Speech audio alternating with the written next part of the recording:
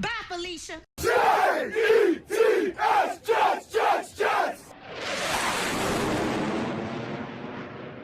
All right, Spencer Long has been released, saves us $6.5 million against the cap.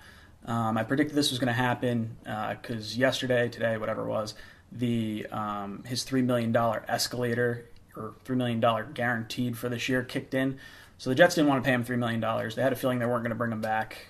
His production did not match what his contract is paying him. I think Jonathan Harrison is going to be a fine, backup for the center position and the guard position. I think we're still going to address that in the draft or in free agency. Look for Matt Paradis or Paradis, whatever, to be a center that we look to go after for sure. All right, so Leonard Williams.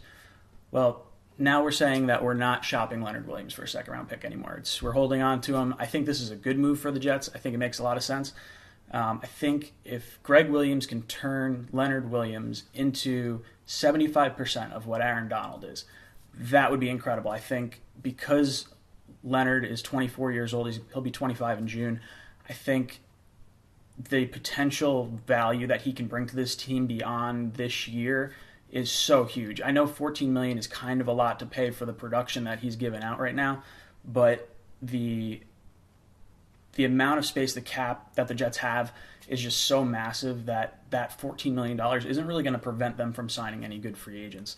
When you think about all the teams that have a ton of cap space, they're all going to try and get those top guys. So realistically, there's a relatively small pool of good candidates, and the Jets will be lucky if they get 2 good free agents. So I don't think we're going to be able to use all our cap space anyway. I think we're going to use as much of it as we can. This brings me to part 3 of this video.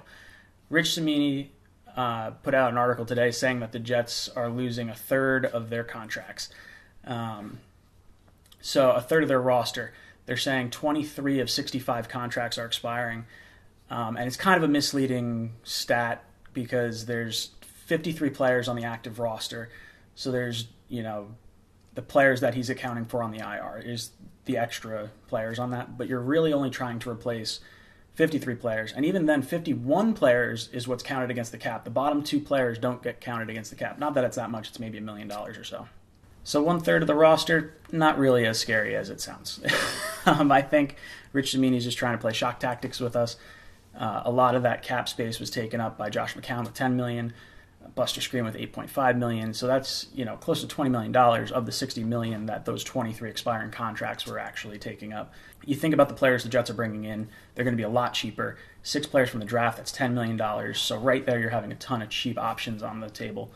I think the Jets are fine in terms of cap shape. I don't think we need to worry about anything. We'll go after, probably 2 big free agents, whether that's a pass rusher and Bell or some combination of, other guys.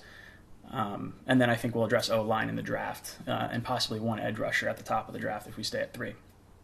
Let me know what you guys think down below. As always, guys, go Jets.